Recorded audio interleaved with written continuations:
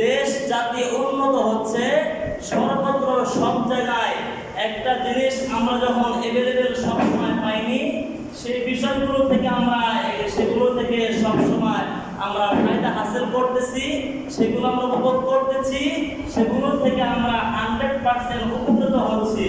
কিন্তু সারা দুনিয়া তামাম ওয়ার্ল্ড যতই উন্নত হোক আর যতই সুন্দর হোক, সারা পৃথিবীতে প্রত্যেকটা সেক্টরে একটা জিনিসের চূড়ান্ত ক্রাইসিস, চূড়ান্ত অভাব, সেটা হচ্ছে আদর্শ মানুষ। ঠিক না ব্যাপারে? সব মহলে, শুধু আমার পরিবারে না, আমার দেশের মধ্যে না, আমার বংশের মধ্যে না, আমার সমাজের মধ্যে না, বলে সর্বত্র সব জায়গায় একটা বিষয়ের একটা চূড়ান্ত ক্রাইসিস, চূড়ান্ত জটিল এবং চূড়ান্ত অভাব, সেটি হচ্ছে ভালো মানুষের অভাব। এটা শুধু এদেশ আর বিদেশ না, তামাম মন্ডে, তামাম পৃথিবীতে। আমি আমার থেকে যদি শুরু করি, আমি একজন তো মুআল্লিম, শিক্ষক, অপর দিক থেকে তোমার খুতবাদের খতিব। তো হাজারো শিক্ষক আছে, কিন্তু আদর্শবান শিক্ষকের বড় অভাব। ঠিক না ঠিক? আওয়াজ তো বলেন না। হাজারো খতিব আছে, কিন্তু আদর্শবান খতিবের বড় অভাব আছে।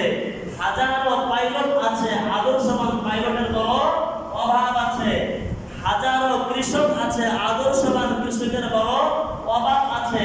হাজারো ড্রাইভার আছে, আদর্শবান ড্রাইভারের বড় অভাব আছে। হাজারো নেতা আছে, আদর্শবান নেতার অভাব আছে না নাই?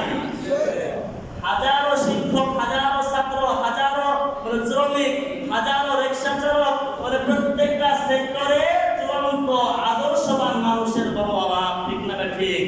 এটা কি শুধু এদেশে না, আমার গ্রামে না, আমার দেশে না, এটা সর্বত্র সব জায়গায় তামাম মহলে আদর্শবান মানুষের বড় অভাব। এখন প্রশ্ন জাগে, তাহলে আদর্শবান মানুষ তৈরি হয় কোথায়? প্রশ্ন জাগে না থাকে? আদর্শবান মানুষ তৈরি হয় কোথায়? আদর্শবান মানুষ তৈরি হয় হচ্ছে আদর্শবান মানুষ, এবং মানুষ এক কথায় যদি বলতে যাই, সেটি হচ্ছে মানুষ তৈরির কারখানা হচ্ছে মায়ের পেট, মা জাতি। ঠিক না ঠিক? হ্যাঁ, মা জাতি, মায়ের পেট। এই মা যদি সুন্দর হয়, তাহলে এই মায়ের পেট থেকে জামানার বগদাদি, জামানার বাইজিদ বুস্তামি, আসিফ মাহতাবের মতো আদর্শবান শিক্ষক আর স্যার জন্মগ্রহণ করবে। ঠিক না ঠিক? আপনারা আমরাই মানুষ, ব্রিক ফিল্ড, ইট ভাটা দেখছেন না? এই ইট ভাটার মধ্যে সুন্দর ইট তৈরি হওয়ার জন্য কয়েকটা জিনিস লাগে। এর মধ্যে একটা জিনিস হচ্ছে মাটি হতে হয় গুণ সম্পন্ন। সব মাটিতে ইট ভালো হয় না।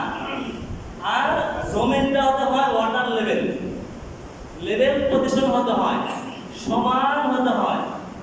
আর সাথে সাথে ডাইলিউশন মেশিন থাকতে হয় অনেক উন্নত, ভালো, যেটার মাধ্যমে এই মাটিগুলো সুন্দর খামেরা বানাবে। আরেকটা বিষয় হচ্ছে একজন দক্ষ মিস্ত্রি লাগে। আর এই সব কিছুর পরে কেউ আরেকটা গুরুত্বপূর্ণ বস্তু থাকে, সেটি হচ্ছে যেই পাত্রে, যেই গর্ভে, যেই ফর্মার ভিতরে ইটের জন্ম হয়, একটা সুন্দর সোজা ভালো একটা চমৎকার ফর্মার দরকার আছে না নাই? যদি ফর্মা আর যদি এই ফর্মাই তো বলে থাকে, এই ফর্মা, যেই ফর্মার ভিতরে ইটের জন্ম হয়, এই ফর্মা যদি পাকা হয়, আর যদি দক্ষ মিস্ত্রি হয়, ডাইলিউশন মেশিন যদি লেডিস আবিষ্কৃত হয়, আর মাটিও যদি গুণসম্পন্ন হয়, জমিন যদি ওয়াটার লেভেল হয়, যদি যেই ফর্মার ভিতরে ইটের জন্ম হবে, ওই ফর্মা যদি পাকে থাকে, কিয়ামত পর্যন্ত সব ভালো থাকার পর একটা সোজা ইট বের হবে কি? একটা সোজা ইট বের হওয়া সম্ভব না। কারণ যেই ফর্মার ভিতরে, যেই গর্ভে ইটের জন্ম হবে, ওই ফর্মাটাই যদি পাকা হয়, সব উন্নত হওয়ার পরেও, সব ভালো হওয়ার পরেও একটা ভালো সোজা ইট কিয়ামত পর্যন্ত আসার সম্ভাবনা নাই। আমাদের শিক্ষা, সংস্কৃতি, আমাদের সভ্যতা, আমাদের সব যদি অনেক উন্নত হয়, যে মায়ের পেটে মানুষ জন্মগ্রহণ করবে, ওই মা যদি কিরণমালা মার্কা হয়, ডিশ মার্কা হয়, যদি এরকম উল্টা পাল্টা হয়, থেকে কখনোই জামানার বাগদাদি আর বাইজিদ মুস্তামি আসবে না, আসিফ মাহতাবের মতো আদর্শবান স্যার আসবে না, ওই তার পেট থেকে ঐশীর মতো কোরআনদার আসবে, ঠিক না ঠিক? এজন্য যেই মায়ের পেটে এটির জন্ম হবে, ওই মায়ের পেটে সন্তানের জন্ম হবে, ওই মাকে সুন্দর হতে হবে। এখানে বাবারও কিছু ভূমিকা আছে, কিন্তু বাবার থেকে মায়ের ভূমিকা অনেক বেশি। আপনারা দেখবেন যে অনেক ছোট বাচ্চা, এই কিছুমাত্র বয়স, কিন্তু ওর চোখের মধ্যে যে চশমা লাগিয়েছে, সেই চশমার পাওয়ার হচ্ছে 2000 পাওয়ারের। দেখেন নাই কখনো? রাস্তাঘাটে দেখা যায় না? ছোট বাচ্চা, ওই বাচ্চার জন্ম হয়েছে কবে, ও দেখে দেখে ওর চোখের পাওয়ার শেষ করেছে কবে। যদি গভীরভাবে লক্ষ্য করেন এবং যদি তল্লাশি করেন, তাহলে দেখবেন যে এই বাচ্চা জন্মের পরে দেখে দেখে অনেক বয়স বেড়ে গিয়েছে, এরপরে চোখের পাওয়ার চলে গেছে। বিষয়টা এমন নয়, বরং এই বাচ্চা যখন তার মায়ের গর্ভে ছিল, তার মা যখন প্রেগনেন্ট ছিল, ওই সময় তার মায়ের কোনো দুরারোগে আক্রান্ত থেকেছিল, আর কোনো অভিজ্ঞ ডাক্তারের কাছে গিয়েছিল, মাও বলে নাই যে আমি প্রেগনেন্সি, ডাক্তারও জিজ্ঞাসা করে নাই। যদি সে বলতো তাহলে সেফটি যে ওষুধগুলো ছিল সেগুলো দিলেই ঠিক থাকতো, কিন্তু এখন যেহেতু সে বলে নাই, ডাক্তার অভিজ্ঞ ছিল, যার কারণে ওই ওষুধের ওই রোগের প্রভাব এই সন্তানের উপর পড়েছে, ঠিক না ঠিক? আমি বলতে চাচ্ছি হলো, যদি একজন মায়ের শারীরিক সুস্থতার অসুস্থতার বিষয়টা সন্তানের উপর প্রভাব বিস্তার করতে পারে, সন্তানের উপর প্রভাব ফেলতে পারে, তাহলে মায়ের আত্মার সুস্থতা, মায়ের চারিত্রিক সুস্থতার বিষয়টা কি সন্তানের উপর প্রভাব সৃষ্টি করে না? অবশ্যই করে। এই কারণেই দেখবেন যেই এলাকার মাইকের আওয়াজ ভালো, মসজিদের আওয়াজ শোনা যায়, আজান শোনা যায়, ওই এলাকার ছোট, ওই যে ঘরের মা এবং বাবা এবং দাদা এবং দাদি, ভাই বোন সবাই নামাজ পড়ে, ওই যে ছোট বাচ্চা সে উলঙ্গ অবস্থায় আছে, এমত অবস্থায় যখন তার কানে আওয়াজ চলে আসছে আল্লাহু আকবার, আল্লাহু আকবারের আজানের ধ্বনি যখন তার কানের মধ্যে বাজতে শুরু করেছে, ঘরের মতো তার ঘুমটা ভেঙে গিয়েছে, খাট থেকে সে নেমে গিয়েছে, দেখছে মাও নাই, দেখছে বাবাও নাই, দাদাও নাই পাশে, দাদিও নাই কাছে, এমত অবস্থায় সে আল্লাহ থেকে একটা কাপড় জমিনের মধ্যে এরকম ভাবে মেজের মধ্যে ফেলে দিয়ে সেটাই লুটে পড়ে আছে না নাই? কারণে বাচ্চা দেখেছে এই আওয়াজ যদি চলে আসে, আমার মাকে আমি দেখেছি এভাবেই জমিনে লুটে পড়তে হয়, আমার দাদিকে আমি দেখেছি এভাবেই জমিনে লুটিয়ে পড়তে হয়। বাচ্চার পরনে পোশাক নাই, উলঙ্গ বাচ্চা বটে, কিন্তু বাচ্চা আজান শোনা, আওয়াজ শোনা মাত্র এক মুহূর্ত দেরি করে নাই, জমিনের মধ্যে লুটে পড়েছে, ঠিক না ঠিক? পক্ষান্তরে দেখবেন যে এই বাচ্চার বাবাও বিড়ি খায়, ভাইও বিড়ি খায়, দাদাও বিড়ি খায়, চাচাও বিড়ি খায়, ওই বাচ্চা পাট খুঁড়িটা সুন্দর করে ভেঙে নিয়ে জঙ্গলের মধ্যে গিয়ে আগুন ধরিয়ে বাবার দাদার সুন্নত জারি করে আছে না নাই? হাজরিন, আমি বুঝাইতে চাচ্ছি হলো, সন্তান বড় অনুসরণে বড় স্মার্ট।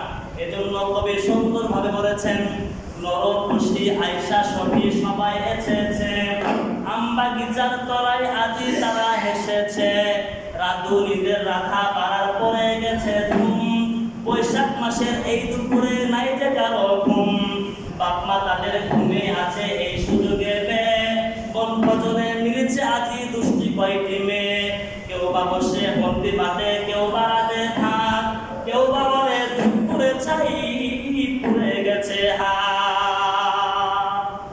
মুহতারাম হাজরিন, কবি সুন্দরভাবে গ্রামের চিত্রগুলো ফুটে উঠেছেন, তুলে ধরেছেন, বলেছেন, চমৎকার ভাবে বলেছেন, নরখুশি আয়সা সখী সবাই এসেছে, আমবাগিচার তলায় আজি সূর্য হেসেছে, তারা হেসেছে, রাধুনীদের রাধা পাড়ার পরে গেছে ধুম, বৈশাখ মাসের এই দুপুরে নাই যে কারো ঘুম, বাপমা তাদের ঘুমে আছে এই সুযোগে মেয়ে, কোন ভজনে মিলেছে আজি দুষ্ট কয়টি মেয়ে, কেউ বা বসে বন্দি বাটে, কেউ বা রাতে ভাত, কেউ বা বলে দুপুরে ছাই পুড়ে গেছে হাত।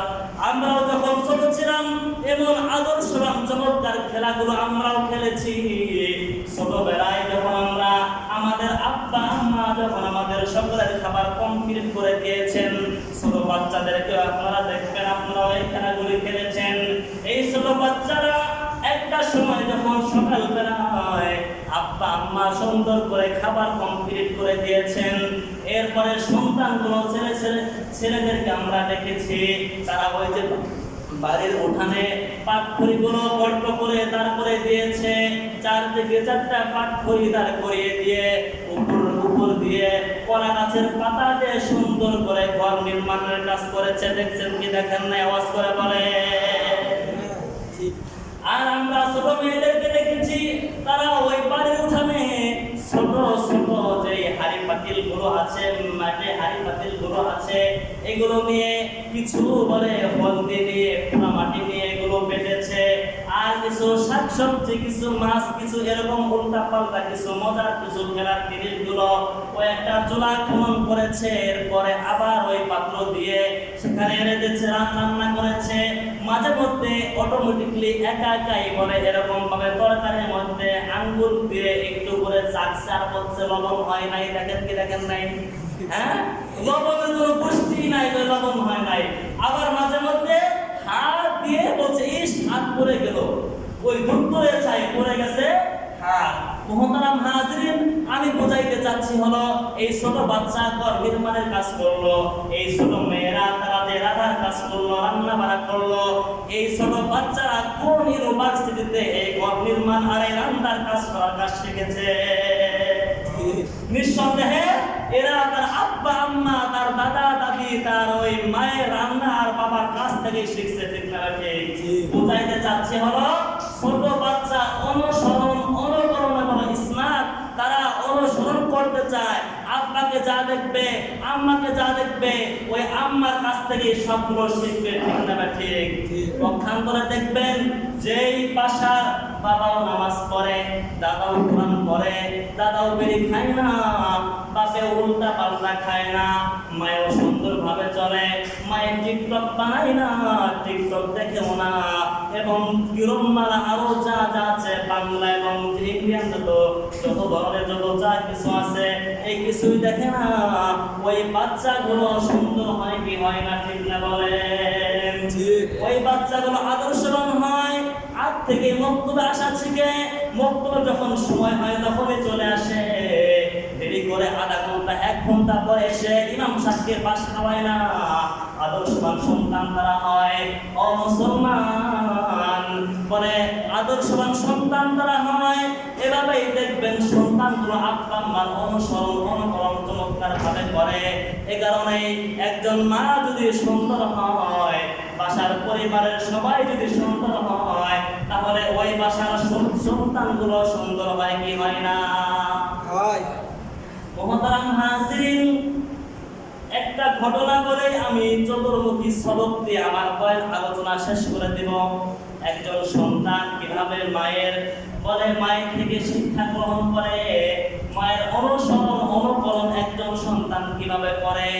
মা যদি সুন্দর হয়, বিশেষ করে যে মুহূর্তে মায়ের পেটে সন্তান আসবে, ওই মুহূর্ত যদি সন্তান যদি ভালোভাবে যদি ওই মা যদি সুন্দরভাবে যদি চলাফেরা করে, ওই মায়ের যদি সবসময় ওদের হালতে থাকে, ওই মা যদি সন্দেহযুক্ত খাবার না খায়, হালাল খাবার খায়, পর্দা প্রশ্নের মতো চলে, আল্লাহর কোরআন পড়ে, ওই মা যদি আদর্শবান হয়, ওই মা যদি রাস্তার পুরুষদেরকে সজ্জিত হয়ে দেহ প্রদর্শনী করে না বেড়ায়, তাহলে এই মায়ের পেট থেকে জামানার জুনায়েদ বাগদদি জন্মগ্রহণ করে। ঠিক না ঠিক? মুহতারাম হাজিরিন, আপনারা সকলেই জানেন, বলে আমাদের এই বর্তমান উন্নত প্রযুক্তির যুগে ইহুদিদের একটা কথা আছে, বিভিন্ন স্কুল এবং বিভিন্ন জায়গায় লেখা থাকে, আমাদেরকে একজন আদর্শবান মা দাও, আমরা আদর্শবান সমাজ দিব। লেখা দেখছেন কি দেখেন না? এটা তো আমাদের কোরআন বলেছে একেবারে 1500 বছর আগে, কিন্তু বর্তমান সময়েও ইহুদিদের বক্তব্য হচ্ছে একজন আদর্শবান মা দাও, আমরা আদর্শবান সমাজ দিব। এজন্যই আদর্শবান মা কোনো বিকল্প নাই। আমির দোস্ত মোহাম্মদ খান হাকিমুল উম্মত বলে কারি তৈয়ব সাহেব রহমাতুল্লাহি আলাইহি, উনি বলেন দেওবন্দের সফল মুহতামিম। এই কারীর তৈয়ব সাহ ইসলাহি খুতবা হাকিমুল খুতবাদের মধ্যে চমৎকার একটা ঘটনা নিয়ে এসেছেন। এই বিশ্বের একটা ভাঙ্গা গড়ার দেশের নাম হচ্ছে আফগানিস্তান। কি নাম? আফগানিস্তান। যেই আমাদের দেশে অনেক জ্ঞান পাপি, তাদের এই দেশের নেই এলার্জি চুলকানি আছে না নাই? আছে।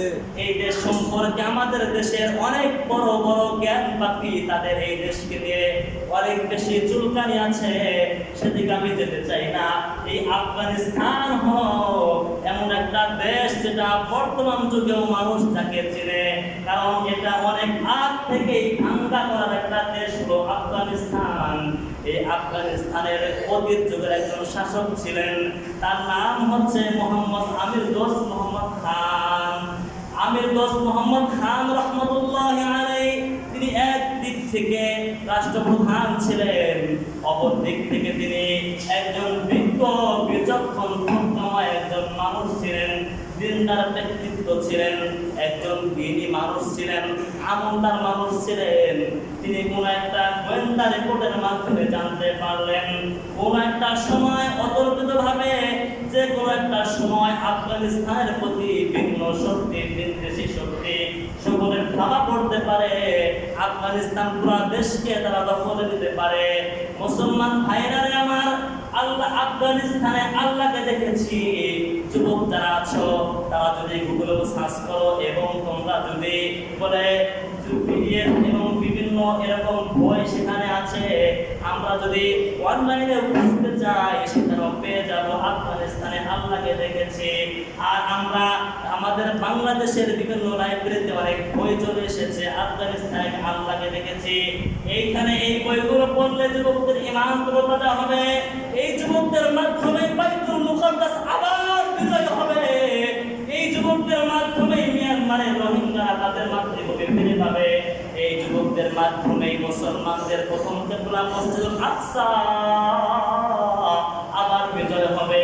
এই যুবকদের মাধ্যমে আবার বাংলার জমিনে কালিমার পতাকা পথ করে উঠবে। এই যদি আফগানিস্তানে আল্লাহকে দেখেছি, এই বই যদি যুবকরা যদি পড়তে পারে আর অনুকরণ করতে পারে আর জীবনে আমলে ফিট করতে পারে, অবস্থ তোমাদের আদর্শ আইডল হচ্ছে বর্তমান সময়ে তালেবান আফগানিস্তানের মোল্লারা। তাদের আদর্শবান যদি তোমরা হও, তোমাদের জমিনে যে আল্লাহ তাআলা খেলাফত দিয়ে দিবেন তার নাম কি? এই কারণে মাঝখান থেকে কিতাবের নামটা বলে দিলাম। আফগানিস্তানে আল্লাহকে দেখেছে আর হাজারো কিতাব আছে। মুহতারাম হাজিরিন, আমির দোস্ত মোহাম্মদ খান রহমতুল্লাহি আলাইহি, তার কাছে যখন গোয়েন্দা ডিপার্টমেন্টের পক্ষ থেকে নিউজ এসেছে যে এই দেশটাকে দখল করতে চায়, তখন তো কিন কর্তব্য বিমূল কি করবো, হায় হায় আমরা যদি একদম না করি, যদি আমরা আক্রমণ না করি, আমাদের দেশ তো করতেই হবে, আমাদের তো প্রতিরক্ষা করতেই হবে, আমাদের দেশকে তো সেভ করতে হবে। তিনি যখন সিদ্ধান্ত নিলেন, পরামর্শ করতেছেন, চিন্তা করতেছেন কি করা যায়, এই যুদ্ধের জন্য আমি সেনা কমান্ডার কাকে বানাবো, চিফের দায়িত্ব আমি কাকে দিব, বলে মেন কমান্ডার কে থাকবে, সেনা প্রধানকে আমি দায়িত্ব দিব। কিন্তু সেনা প্রধান যদি মির্জাফরি করে বসে, দেশকে যদি বিক্রি করে দেয়, এরকম দেয় কি দেয় না? ইতিহাস বিভিন্ন জায়গায় আছে না নাই? অনেক জায়গায় আছে। এজন্য তিনি চূড়ান্ত ব্যাকুল, আমি আমার এই যুদ্ধের কমান্ডারের চিফের দায়িত্ব আমি কাকে দিব? যদি এই দেশকে বিক্রি করে যায়, তার সাথে যদি সে আমাদের সাথে মির্জাফরি করে, আঘাত যদি করে, এই কারণে চূড়ান্ত ব্যাকুল। এক পর্যায়ে সিদ্ধান্ত নিলেন, আমার ঔরসজাত যে সন্তান আছে, আমার বড় ছেলেটা আছে, ওই ছেলেটাকে আমি কমান্ডারের মেন চিফের দায়িত্বটা আমি দিয়ে দিব এবং তার হাত ধরে এই যুদ্ধটা পরিচালনা আমি করব। মুহতারাম হাজিরিন, কথাগুলো খুব ভালো করে বুঝতে হবে। এইখানে আপনাদের চতুর্মুখী সবক দিয়ে আমি শেষ করে দিব। বলে তিনি যখন এই সিদ্ধান্ত নিলেন, এক পর্যায়ে তার সন্তানকে অনেক লম্বা হেদায়েত দিয়ে বয়ান দিয়ে সুন্দরভাবে বুঝিয়ে বললেন, বাবা শুনে নাও, যুদ্ধের ময়দানে টুকরো হয়ে পড়ে থাকাই হলো কামিয়াবি, সফলতা। যুদ্ধের ময়দান থেকে পৃষ্ঠপোষণ করে ফিরে আসা হলো কাপুরুষতা। এটা হচ্ছে ভীরুতা, এটা হচ্ছে লাঞ্ছনা বঞ্চনা, এটা করা যাবে না। তুমি যদি পারো তার যখন দৌলত করবে, বিজয় ছেড়ে নিয়ে আসবে, আর যদি না পারো পৃষ্ঠ প্রদর্শন করবে না, ওখানে যুদ্ধের ময়দানে মুক্ত হয়ে পড়ে থাকবে, টুকরো টুকরো হবে। এটাই হচ্ছে গৌরব আর ইজ্জত সম্মান, ঠিক না রাখে? মুহতারাম হাজিরিন, এক পর্যায়ে লম্বা হেদায়েত দিয়ে যখন আমির দোস্ত মোহাম্মদ খান রহমতুল্লাহি আলাইহি তিনার ঔরজার সন্তানকে যখন পাঠিয়ে দিলেন, সন্তান যখন রণাঙ্গনে যুদ্ধ করতেছে, কয়েকদিন পরে, দীর্ঘ সময় পরে অনেক আপডেট খবরগুলো চলে আসতেছিল। এক পর্যায়ে চূড়ান্ত সিদ্ধান্ত গোয়েন্দার মাধ্যমে চলে আসলো যে তোমার সন্তান ভীরু কাপুরুষের মতো রণাঙ্গন থেকে ভেগে চলে আসছে, পালিয়ে চলে আসছে। এই কথা শোনা মাত্রই আমির দোস্ত মোহাম্মদ খান চূড়ান্ত ব্যাকুল হয়ে গিয়েছে, আসমানটা ভেঙে তার সামনে পড়ে গেছে। তিনি আর কিছুই ভালো লাগতেছে না। তিনি চিন্তা করতেছেন, আহারে যদি আমার এই দায়িত্বটা সেনাপ্রধানের হাতেও দিতাম, হয়তো সেনাপ্রধান এমন দুর্নীতি করতো না, এমন কাজ করতো না। আমি আমার সন্তানকে দায়িত্বটা দিয়ে চূড়ান্ত আমি করলাম। এক পর্যায়ে তিনি তার বাসার মধ্যে চলে গেলেন। বাসায় গিয়ে যখন স্ত্রীর সাথে সাক্ষাৎ হয়েছে, স্ত্রী চমৎকার ভাবে স্বামী স্বামী বলে ডাক দিয়েছে, কিন্তু আমির দোস্ত মোহাম্মদ খান রহমতুল্লাহি আলাইহির মুখে মানে মালিন্যতার চূড়ান্ত ছাপ হয়ে গিয়েছে। তিনি ভালোভাবে কথা বলতেছেন না, মিজাজ দেখাচ্ছেন, রাগ দেখাচ্ছেন। এক পর্যায়ে স্ত্রী বলেন, স্বামী গো, অনেকদিন পরে আপনি বাসার মধ্যে আসলেন, আপনার জন্য অনেক রকম রান্না আমি করেছি, চমৎকার আয়োজন আপনার জন্য রয়েছে। আপনি আমার সাথে আমার কোনো দোষ না থাকার পরেও এমন আচরণ কেন আপনি আমার সাথে করতেছেন? এক পর্যায়ে আমির দোস্ত মোহাম্মদ খান বলতেছে, চুপ থাক, তোদের কারণে আজকে এই অবস্থা। কি অবস্থা? ওরে তোর সন্তানকে তো আমি আশ্বস্ত করে তোর সন্তানের উপর বিশ্বাস রেখে আমি পাঠিয়েছিলাম যুদ্ধের রণাঙ্গনে, কিন্তু আজকে যে খবর এসেছে, যে খবর আমি মানতে প্রস্তুত ছিলাম না, তোর সন্তান নাকি যুদ্ধক্ষেত্র থেকে রণাঙ্গন থেকে কিন্তু কাপুরুষের মতো পৃষ্ঠ প্রদর্শন করে চলে আসছে। নাউজুবিল্লাহ। মুহতারাম হাজিরিন, এই কথা শোনা মাত্রই আমির দোস্ত মোহাম্মদ খান রহমতুল্লাহি আলাইহির স্ত্রী বলতেছেন, কাল্লা লা ইউমিন, নওয়ালেবার কখনোই হতে পারে না। ও স্বামী, এমন মিথ্যা সংবাদ নিউজ আপনাকে কে দিল? এই সংবাদ যদি সরাসরি আসমানের ফেরেশতাও রিপোর্ট করে, আমার সন্তান যুদ্ধক্ষেত্র থেকে রণাঙ্গন থেকে কিন্তু কাপুরুষের মতো সেখান থেকে পৃষ্ঠ প্রদর্শন করে পালিয়ে চলে আসছে, আসমানের ফেরেশতা রিপোর্ট করতে পারে, কিন্তু আমি মা হয়ে আমার সন্তানের ব্যাপারে এমন নেগেটিভ নিউজ আমি রিসিভ করতে রাজি না। আরে ওয়া শুনেন, আল্লাহু আকবার না, সুবহানাল্লাহ না, একটু বললে একটু ভালো লাগে, আলোচনা পরবর্তী সপ্তাহের জন্য সাজাতে মনে লাগে, আলোচনা সুন্দর করতে মনে লাগে। একবারে মানে কবরস্থানের মধ্যে আছে, চিন্তা কবরস্থান। মুহতারাম হাজিরিন, অতি অল্প সময়ের মধ্যে শেষ করে দিচ্ছি। আমির দোস্ত মোহাম্মদ খান রহমতুল্লাহি আলাইহির স্ত্রী যখন এমন কথা বলেছেন, আমির দোস্ত মোহাম্মদ খান রহমতুল্লাহি আলাইহি বলেন, এই স্ত্রী, তুই তো কিসের পাওয়ার রে? তুই এত লম্বা উচ্চ আওয়াজে আমার সাথে কথা বলছিস যে তোর সন্তান সম্পর্কে দুনিয়ার কোন গোয়েন্দা আর কারো সাংবাদিকের রিপোর্ট লাগবে না, তোর আল্লাহর ফেরেশতাও যদি তোর সন্তানের বিরুদ্ধে রিপোর্ট করে তুই মানতে রাজি নাই?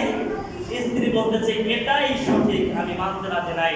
আপনি ভালো করে তল্লাশি করেন, খোঁজ নেন, খবর নেন, দেখেন আমার সন্তান ওখানে হয়তো টুকরো টুকরো হয়ে জমিনে পড়ে থাকবে, কিন্তু আমার সন্তান বীর কাপুরুষের মতো পৃষ্ঠ প্রদর্শন করে চলে আসবে। আল্লাহু আকবার।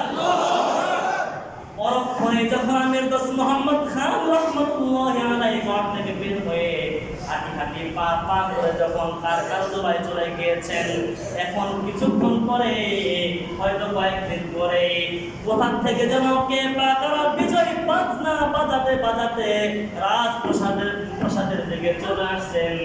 মতো অবস্থায় আমির দোস্ত খান মোহাম্মদ রহমতুল্লাহি আলাইহি তিন কর্তব্য বিমূঢ় চিন্তায় করে গিয়েছেন। হয়তো আগে যে সংবাদ এসেছিল সন্তান পালিয়ে গিয়েছে, এবার শত্রু বাহিনী দ্বারা বিজয় হয়ে আমার রাজপ্রাসাদ দখল করার জন্য চলে আসছে। এখন তিনি চিন্তা করতেছেন, হায় আল্লাহ, হায় আফসোস, আমার তো রাষ্ট্র নিয়ে গেল, ইসলাম তো চলে গেল, দুনিয়া শেষ হয়ে গেল, আমার জীবনটাও পর্যন্ত শেষ হয়ে যাবে। আমি এখন কি করব, কোন রাস্তায় কোন দরজায় কোন দিকে আমি বের হব? তিনি রাস্তাগুলো ঠিক করার চেষ্টা করতেছেন। জানালা এর আগে তিনি বলতেছেন, একটু আমি উকি ঝুঁকি দিয়ে জানালা দিয়ে দেখি আসলে কে বা কারা আসতেছেন। তিনি যখন জানালাটা খুলে তাকিয়েছেন, এখন তিনি যা দেখতে পেলেন নিজের চোখকেই আর বাস্তব মনে হচ্ছে না। তিনি দেখতেছেন তার সন্তানের হাতে বিজয়ের পতাকা। আল্লাহু আকবার। তিনি দেখতেছেন তার সন্তানের হাতে বিজয়ের পতাকা। তিনি তার চোখকে এখন বিশ্বাস করতে পারতেছেন না। এমত অবস্থায় যখন হাঁটি হাঁটি পা পা করে যখন পুরা কাফেলা বিজয়ে বাজনা বিজয়ে গান গাইতে গাইতে যখন রাজপ্রাসাদের দিকে চলে এসেছেন, এমত অবস্থায় রাষ্ট্রপ্রধানের কাজ হলো তাদেরকে উন্নত অভ্যর্থনা দেওয়া, তাদেরকে ওয়েলকাম স্বাগত জানানো, তাদেরকে সামথিং একটু ওয়েলকাম জানিয়ে তিনি প্রথমেই বললেন, তোমরা একটু ওয়েটিং থাকো, একটু বসো, একটু ইন্তজার করো, আমি একটু আমার ঘরে চলে যেতে চাই। আল্লাহু আকবার। তিনি যখন তাদেরকে বসিয়ে তার ঘরে চলে গেলেন, স্ত্রীর কাছে যখন গেলেন, স্ত্রীর কাছে গিয়ে তখন হাসি হাসি এরকম সুন্দরভাবে সুন্দর একটা চেহারা নিয়ে স্ত্রীর কাছে গেলেন। আর স্ত্রীকে স্ত্রী বলে প্রিয়তমা প্রিয়তমা বলে চমৎকার কণ্ঠে মধুর কণ্ঠে যখন ডাকতে শুরু করলেন, স্ত্রী তখন বলতেছেন, এই তো কয়েকদিন আগে আপনার চেহারার মধ্যে চূড়ান্ত মালিন্যতার ছাপ ছিল, অনেক বকাঝকা করতে গেলেন, আর আজকে আপনার মুখে এত মধু কিভাবে আসলো? আর আমির মোহাম্মদ খান রহমতুল্লাহি আলাইহি বলেন, স্ত্রী রে, আর দেরি করবে না, আর দেরি করবে না, চলে আসো। স্ত্রীকে আলিঙ্গন করলেন, চুমু খেলেন, আর বলতেছেন, স্ত্রী রে, আমি ভাবতেই পারি নাই, বুঝতেই পারি নাই রাজপ্রাসাদের মধ্যে থেকেও তুমি আল্লাহকে কিভাবে এত আপন করে নিয়েছো। স্ত্রী বলতেছেন, আত্মার হুরুমি হরাসি হো বাসালি, আত্মার হুরুমি হরাসি হো বাসালি, कुछ काम नहीं आता दुसा है सेहरगाही, বসন ছিনিয়ে রেশম জড়ায়ে কি দোষে চাপালে চুলুম, প্রেমিকের মহে যে বেশ এ কথা নাই কি মালুম।